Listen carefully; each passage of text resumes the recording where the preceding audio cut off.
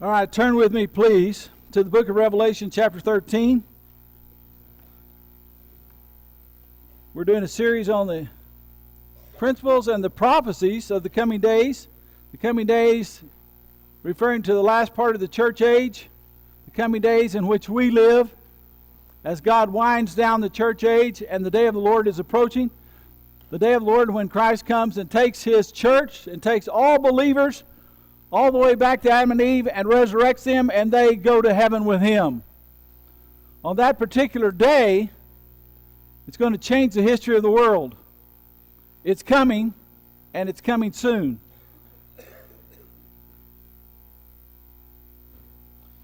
Now, what we're going to talk about today, you can decide how soon you think it's going to be. I didn't think it's going to be this soon. But as I'm watching the indicators, I think everything has speeded up, and I think it's coming. Did you notice that we had another volcano this week? Y'all need to read some of this stuff. Don't read the news. Just watch what's the current events. We're going to look at three things this morning. Number one, we're going to look at the seven-headed beast. Number two, we're going to look at the harlot. And number three, we're going to look at here he comes again.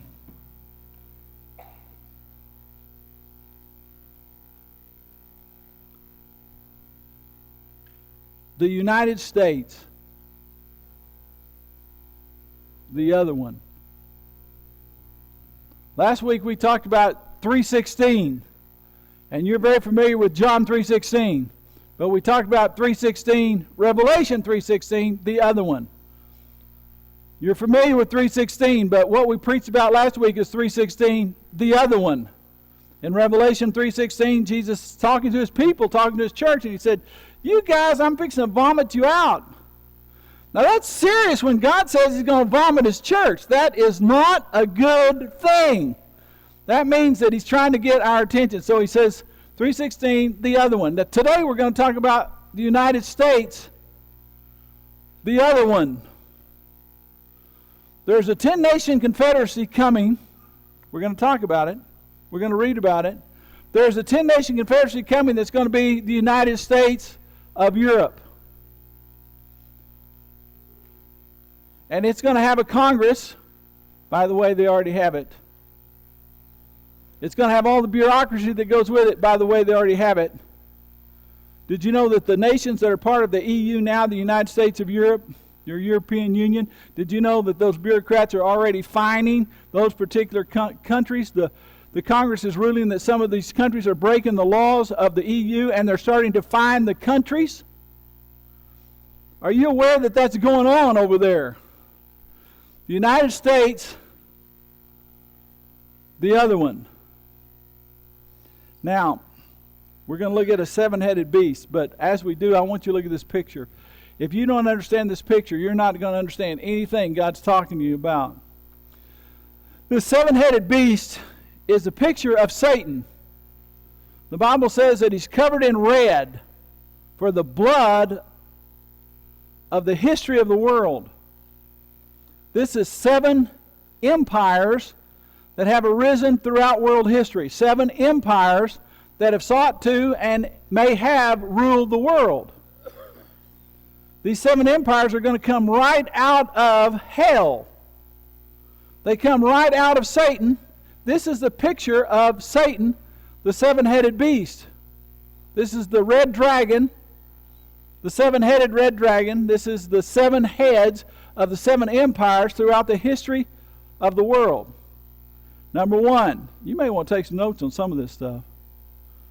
Number one, Babylon arose. And you're familiar with the Tower of Babylon and the Tower of Babel, and where all of the harlotries and the Baal worship comes from. This particular one. This is the Tower of Babel. This was Babylon that you would know it as Sumer, Akkad, the Akkadian Empire, the Sumerian Akkadian Empire.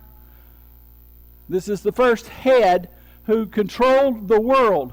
This thing was huge. It controlled the world. And then after that, as it started going down, Egypt arose. And Egypt controlled the history and the politics of the world. And you're familiar with that and how Abraham got involved in that. You know about the pyramids and all of that. And then, of course, here comes Assyria. Now, the Assyrian Empire, we're not real familiar with that as people of the United States. We didn't find Assyria. We didn't even know it existed except in the Bible.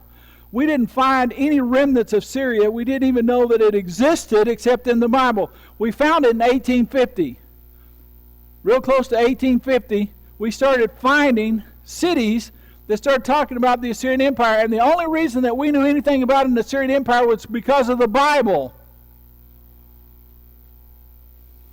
That Assyrian Empire took over the world. Next comes the Medes and the Persians. You're familiar with that because of the Scripture. Who comes after the Medes and the Persians? Are you familiar with history? Well, look up there and cheat. Can you see it? Can you read it from there? All right, we'll redo this and make the names a little bigger. Maybe next time we'll put the names in white. Greece comes next. And Alexander the Great. And the Grecian culture controls the world, even before Alexander the Great. And then after Greece comes Rome, and I think you're familiar with Rome, and Rome controlled the world. What you're not familiar with is that there were two parts to Rome. And God chose Rome in the Bible with two legs, a western and an eastern. And even after Rome fell, the western part of Rome fell, the eastern part, you'd know it as the Byzantine Empire, but it was the Roman Empire. It continued for another 1,000 years. That's why we have a Greek Bible. And then here comes, Rome's been gone now for how long? If Rome lasted till 1100 A.D., they've been gone for how long? 1,000 years? Count on your fingers and your toes. About 1,000 years. There hasn't been a Roman Empire. Well, maybe there has. Have you heard about the Holy Roman Empire over in Europe? Have you heard about England, Great Britain, and how the sun never sets on the British Empire? Have you heard about all of our architecture from England and our architecture in the United States of all the public buildings? They seem to be Roman. And on our courthouses, we have Latin words up there. And the only reason that Rome is not controlling the world right now is because of the United States of America. God put us here to be empire busters. That's what World War I was all about. That's what World War II was all about. That's what the Cold War was all about. That's what we're dealing with right now. If there is no United States, there will be another empire. It's already rising up as you speak. The Bible talks about a 10-nation empire coming out of Europe. The seven-headed beast, what I want you to see, the seventh head is going to be, according to prophecy, the seventh head is going to be the 10-nation confederacy coming out of Europe.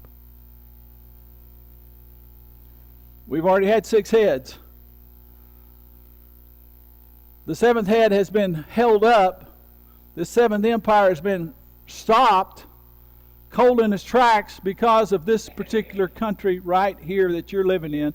We said that we would never be imperialists.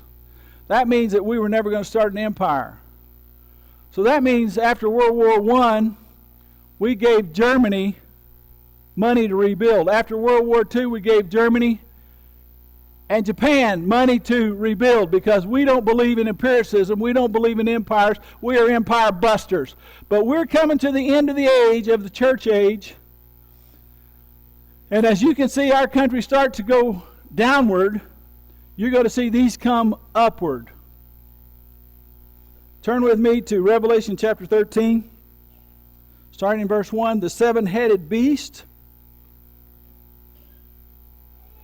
Then I stood on the sand of the sea, and I saw a beast rising up out of the sea, having 7 heads and 10 horns, and on his horns 10 crowns, and on his heads a blasphemous name. All empires are blasphemous because God created all men equal. Now the beast which I saw was like a leopard. His feet were like the feet of a bear, and his mouth like the mouth of a lion. The dragon, the devil, gave him his power, his throne, and great authority. And I saw one of his heads as if it had been mortally wounded, and his deadly wound was healed.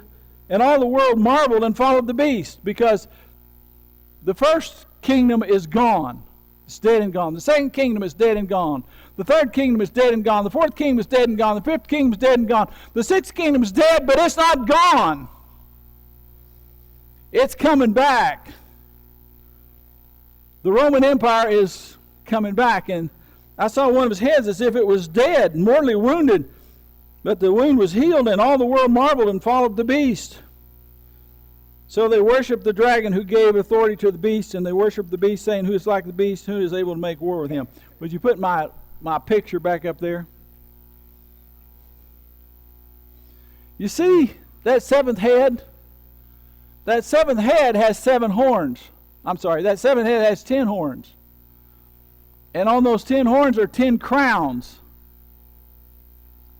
The seventh kingdom is going to be made up of 10 nations. It's going to be a 10-nation confederacy. Just like the United States has 50 states in it and is a confederacy, United States of America.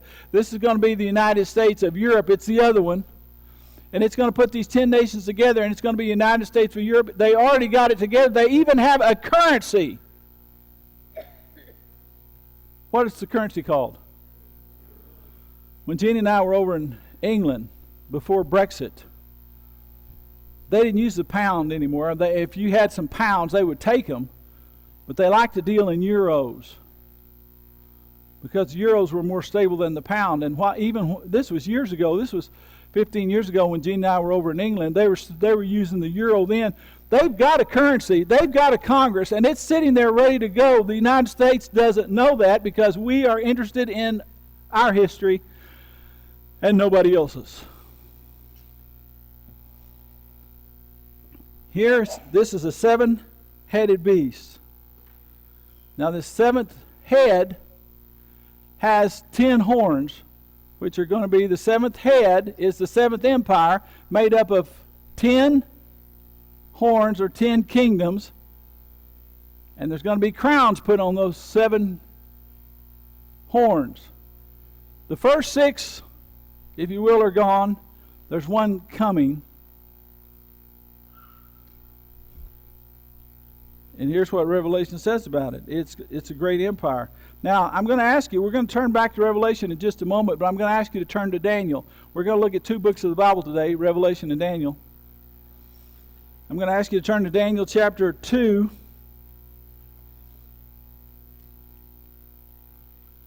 Starting in verse 28.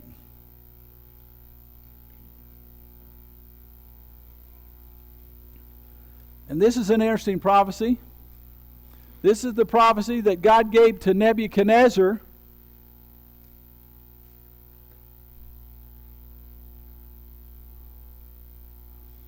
This is the great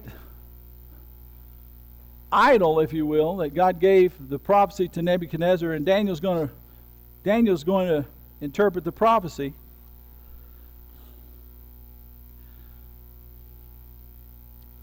Now remember, the first Babylon is gone.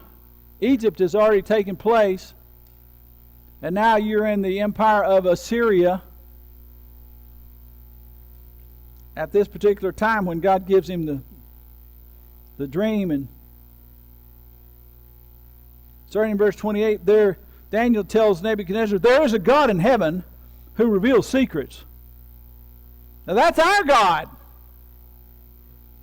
And God tells you this in the book of Amos. God says God does nothing unless he reveals it through his prophets, his servants, the prophets. God does nothing unless he reveals it to his servants, the prophets. There's a God in heaven who reveals secrets, and he has made known to King Nebuchadnezzar what will be in the latter days. The latter days. Your dream and the visions of your head upon your bed were these. Now you remember the story. Nobody could interpret this dream, and so Nebuchadnezzar tells all the wise men, he calls all the wise men here and said, you're toast. You're dead men. You can't interpret the dream. I pay you to do this. You won't do it. Kill them. And they start killing them. And they come to Daniel's house. Daniel opens the door. There's Arioch, the king's assassin. He said, Daniel, I hate to tell you this, but I've come to kill you. Daniel said, why? He said, well, the king's had a dream and nobody can interpret it, and the wise men can't interpret, the magi can't interpret it, and so he's ordered all the deaths of the magi, and you're next. Daniel said, could you wait a minute?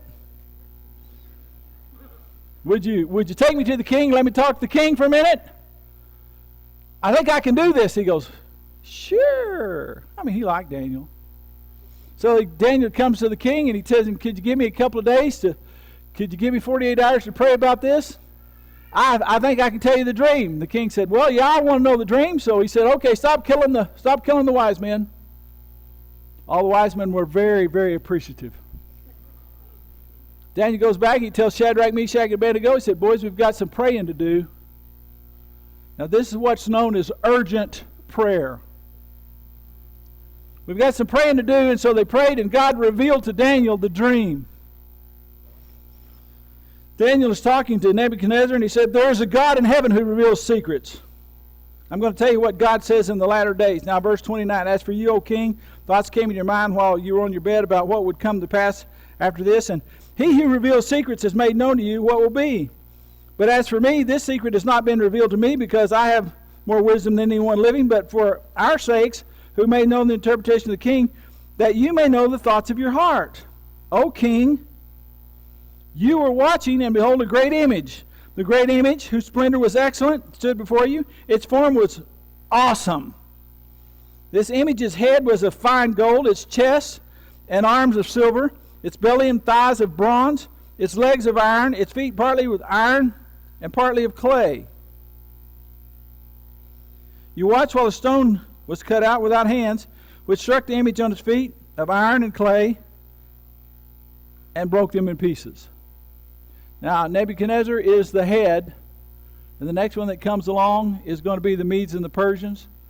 The next one that comes along is going to be Greece. The next one that comes along is going to be the thigh with the two legs, and that's Rome. Rome starts off as one, breaks into two, and then there's 10 little piggies down there. This little piggy went to market, and this little piggy stayed home. This little piggy had roast beef, this little piggy had none. There's 10 toes down there because there's 10 nations coming. They're going to rise right up out of the old, what looks like a dead Roman Empire. It's going to be restored, and the capital city we're going to see in a minute is Rome in Europe. Now, God's church should know this. God's church should have known this. The preacher should be preaching this. The prophecies prophesy this. It's coming. We know exactly what it is, and we know exactly what it is. We just don't know exactly when it is, but it's coming. And here's 10 toes, partly of iron and partly of clay. You're going to find out in another prophecy. 3 of them were clay, 7 of them were iron, and 3 fall before this wily politician that's coming. So number 1, we've got a 7-headed beast. Now go back with me to Revelation chapter 17. We were in 13, now we're going to 17. We're going to start with verse 1, and this brings us to point number 2. See, what's interesting about this, last week we talked about what's coming in the church age. The day of the Lord is coming. Jesus Christ is going to resurrect all the believers, and the day of the Lord is going to be the start of World War III. But this isn't going to happen in a vacuum. This will not happen in a vacuum. Historically, before it comes, you can see the implications. Last week we talked about the financial implications in the church age of this day of the Lord. There is going to be a massive depression, worldwide depression. If you want to see what World War III is going to look like, take a look at World War II. If you want to know what caused World War II, just take a look at the depression. In Germany, they had a horrible, horrible depression. Now, over here we had a depression, and it was a depressive depression. That makes sense? Over there, they had an inflationary depression. They just started printing money to try to keep up with it. Over here, we had a different philosophy. We had a biblical financial philosophy, and we endured it and came through it. But not over there. In Germany and Europe, they printed money as fast as they could print it, and it caused an inflationary depression. And by the end of the depression, it was costing 1 million marks to buy a loaf of bread. Money was so worthless that they were burning it in their fireplace because they couldn't get wood. Now, I don't know if you remember any of this. All of you look too young to me. All the women in here are way too young to remember this.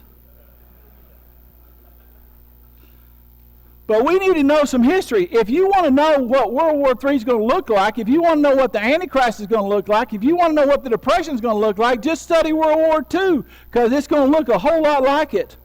This dictator that we call the Antichrist is going to look a whole lot like Hitler. And he's going to kill or try to eliminate all the Jews on the face of the earth.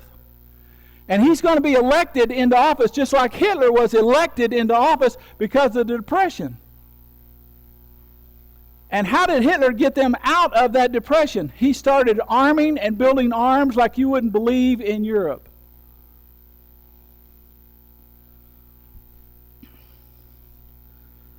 Now, the implications of this World War III that's going to happen are going to be evident in our church age. We're at the very end of the church age. It's coming. We're almost there. And the implications are going to be very evident. Number one, there's going to be a financial implication. There's going to be a financial, if you will, whatever you want to call it, depression.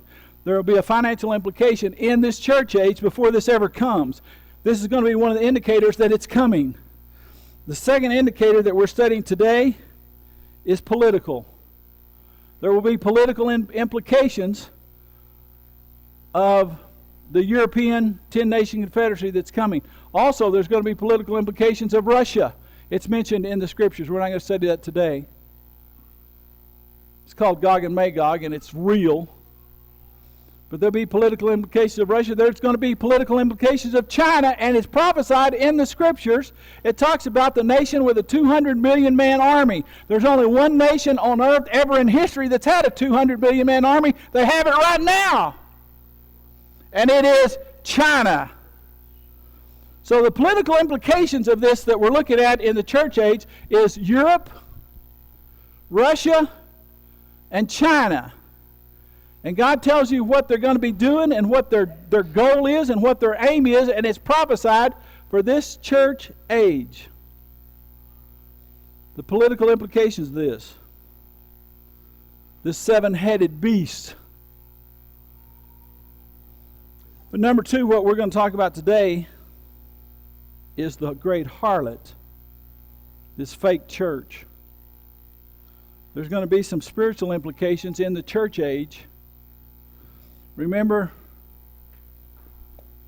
what last week we talked about the church is going to be wealthy. She says, I'm wealthy, I'm rich, and I have need of nothing. Where did she get that attitude?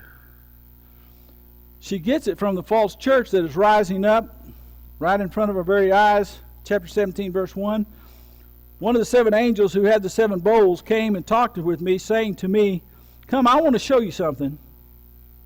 I want to show you the judgment of the great harlot who sits on many waters, with whom the kings of the earth committed fornication, and the inhabitants of the earth were made drunk with the wine of her fornication. So he carried me away in the spirit into the wilderness, and I saw a woman sitting on a scarlet beast, which was full of names of blasphemy, having 7 heads and 10 horns, and she's sitting on top of this beast.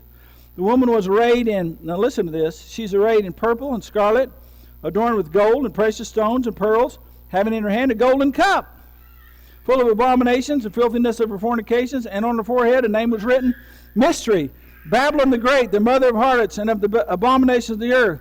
I saw the woman drunk with the blood of the saints and with the blood of the martyrs of Jesus. And when I saw her, I marveled. This means to stand beside yourself. I'm standing here beside myself. I'm looking at this and I'm marveling. I'm in awe with great amazement. This is the fake church that is right now. This is a false church with the cross over the top of it. They haven't taken those down yet. This is the church where they got a preacher up there preaching, but he's not preaching the Bible. This is the false church where they all get together and they feel good about things. And they don't talk about what I'm talking about because it makes people very, very uncomfortable.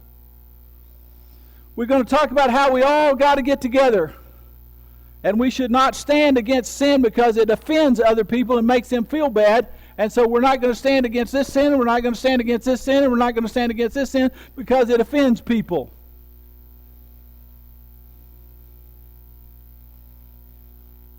It's the false church. And they have a building that says church on it. Some of them have a cross on it. They take their offerings and their tithes and they pray. And they have readings in church, but not of the Bible. And they have Sunday school. And the pastors will marry anybody that wants married, but not from the Scriptures. This is a wealthy church. This is a false church. This church is in it for the money. Have you listened to any of the TV evangelists lately? They make a lot of money. In fact, I've been thinking about it. I'm not sure you're paying me enough. And what does that make me? A fake. Jesus said that the false shepherds don't come through the door, they go over the top. And Jesus calls them this. Jesus calls them this, a hireling. You know what a prostitute is? It's a fake wife. And she is a hireling. God's church has come to the point around the world, but in this nation, we don't have a real church anymore. She is a hireling. Here's the harlot, and it's in our church age, and it's all over the place right now, everywhere. Number 3, and lastly, Revelation chapter 17, here he comes again. We're talking about this Antichrist. The Bible calls him the Antichrist. You might know him as one of the most wily politicians that's ever lived. One of the best looking guys you've ever seen in your life, who's very, very, very, very, very, very good at what he does in politics and finance. In chapter 17, starting in verse 8, the beast that you saw that was and is not and will ascend out of the bottomless pit and go to perdition, and those who dwell on the earth will marvel, whose names are not written in the book of life from the foundation of the world, when they see the beast that was and is not and yet is. Now, how can you have something like that? And God's going to speak in riddles here, but he's talking about this politician. He's talking about what we would call the Antichrist. This guy is going to be assassinated, and they're going to bring him back. I had a really close pastor friend, Dalhart, Texas, Lincoln Street Baptist Church, who was in World War II. No, I'm sorry. The Korean War. Got his leg blown off.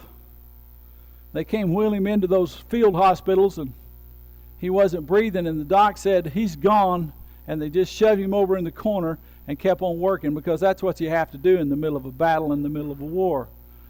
But one of the orderlies, as he came walking by, saw the sheet on top wiggling. He told the dog, he said, I don't think the guy's dead. He went over there and jerked that sheet off, and he opened his eyes. They jerked him back over there, and they gave him blood, and they fixed up his leg. And by the way, he never had another leg after that. He preached from the pulpit with one and a wooden leg. But he told me, he said, wow, that was the weirdest experience. He said, I think I went to heaven. He said, I saw my relatives up there. He said, man, I think I saw some angels up there. He said, that was the weirdest thing. And then the next thing I know, I'm looking at that ugly doctor. This passage right here in verse 8 said they're going to assassinate this guy. But he's going to die, but he's not going to die, but they're going to bring him back. But when you're not saved and you die, you go to hell. And it says that they're going to bring him back from perdition.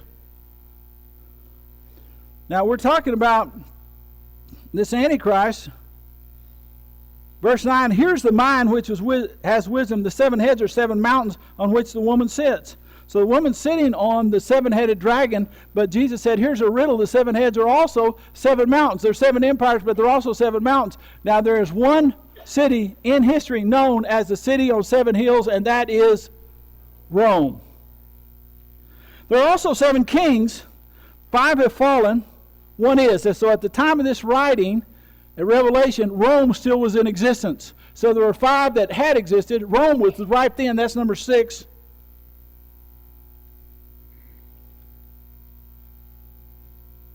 One has not yet come. That's number 7. And when he comes, he must continue a short time. The beast that was and is not and is himself also the 8th, and is of the 7, and is going to perdition. So could you give me that picture one more time? Because this is a really, really hard riddle. You see that 7th kingdom right there? There's 10 kingdoms up there. And this Antichrist is going to come out of those 10 kingdoms. This is the Roman Empire, but it's the revived Roman Empire, and he's going to be, as he takes over those 10 kingdoms, he's going to be the 8th, but is of the 7. So you're going to have a 7th-headed dragon that doesn't have an Antichrist sitting on top of it in the church age. You're going to have that. You're going to see this 10-nation confederacy come out of Europe in the church age, and the Antichrist is not going to be the head of it yet, but he's going to become the head of it, and he will be the 8th, but he's going to be of the 7. Does that make sense? Take a look at that picture up there. That 7th head is the revived Roman Empire with 10 nations of Europe. That's the 7th one. And out of that is going to come the Antichrist, who's going to be of the 7th. But he's going to take him over. He's going to be the 8th, but he's still of the 7th. You're not going to understand that unless you're looking at that picture right there. There's a 10-nation confederacy coming up out of Europe. It's probably going to be different than anything you've ever seen before. I'm sorry, I keep saying 7 nations. It's 10. It's 10. It's 10. I want you to listen to what I say, but don't. This is a riddle. All right, he's going to be assassinated. There's 7 hills. That's going to be Rome. Rome is going to be, again, the capital of the world. This 7 heads. Verse 12. The 7 heads with the 10 horns. Verse 12, the 10 horns, which you saw are 10 kings, who have received no kingdom as yet, not as yet, but they will receive authority for 1 hour as kings with this beast, this 8th, with this Antichrist. These are of one mind, and they will give their power and authority to the beast. They're going to make war with the Lamb. This is coming in the church age. What we're studying is the implications of all of this before Christ comes. This isn't going to happen in a vacuum. This is going to be historical. It's going to be world events. It's going to be coming in your day and in your time, and in fact is right now. Everything is speeded up. As God starts to work around the globe, this global pandemic that we've had and are still having, we just live in Texas. I don't know if you know this or not, but they're working real hard for you to have a vaccine passport to get on airplanes, to get on trains. One of my daughters was going to fly the other day, and she called up Southwest Airlines and said, am I going to have one of these? She said, well, I don't know about the rest of the nation probably, but here's what you need to know. You're flying out of a Texas airport to a Texas airport, and so no. Praise God for our governor. You pray for those in authority. It does affect you. The implications of what's coming and now are going to be financial, political, spiritual, and religious. And we're not even halfway through with this. And it's coming, and it is now. What I'm trying to get you to see, what I'm trying to help this church see, is the urgency of this. We don't know when this is coming, but folks, it's getting close. And I can tell you this, they crucified Christ on the cross, and the apostles never even knew it until that day. The apostles. With him telling them. You know, the only way you're going to know when this thing is coming is when the preachers preach it from the Scriptures. The world's not going to see this coming. But it's coming. And there's an urgency to our prayers.